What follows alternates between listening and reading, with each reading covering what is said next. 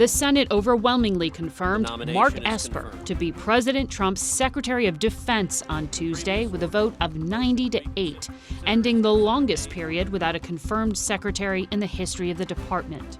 The president welcomed his new defense secretary at the Pentagon earlier in the week.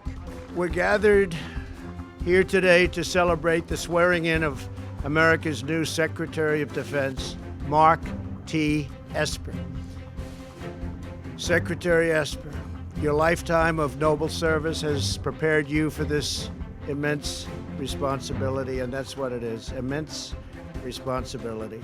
Esper saw strong bipartisan support despite questions about his ties to Raytheon, a top defense contractor where he had worked as a top lobbyist. This smacks of corruption, plain and simple. James Mattis resigned from the position in December, and President Trump's first pick to replace Mattis, Patrick Shanahan, withdrew before his paperwork was sent to the Senate.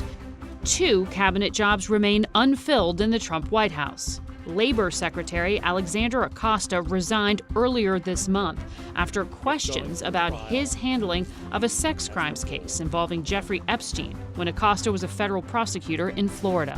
Eugene Scalia has been tapped to replace Acosta, and Jovita Carranza has been named as a possible candidate to lead the Small Business Administration, but neither have been officially nominated.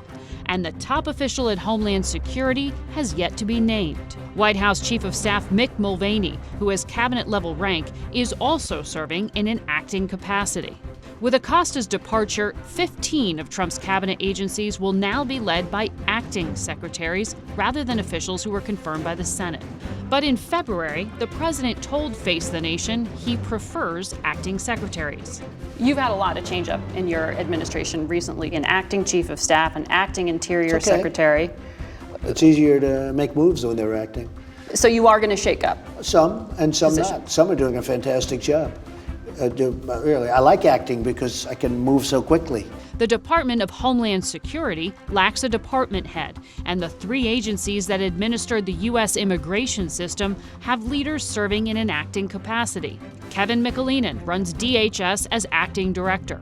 Before his elevation, he led Customs and Border Protection, the agency within DHS responsible for securing the border and ports of entry. CBP is run by Mark Morgan, who moved into that position after only a few weeks as acting head of Immigration and Customs Enforcement.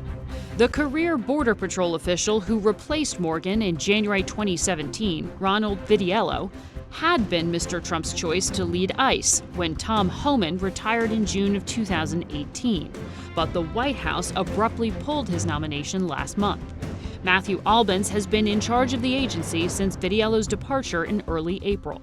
This all comes at a time when the U.S. is detaining a record number of immigrants at the southern border with, quote, dangerous overcrowding at some detention facilities, as detailed in an Inspector General report earlier this month. Turnover in a president's administration is nothing new in Washington. But during the first half of Mr. Trump's first term, the White House has seen more departures than each of the first 2 years under Obama, George W. Bush, and Clinton. According to a Brookings study, 6 cabinet members departed the Clinton administration in the first 2 years. 1 departed George W. Bush's administration, and 4 departed Obama's.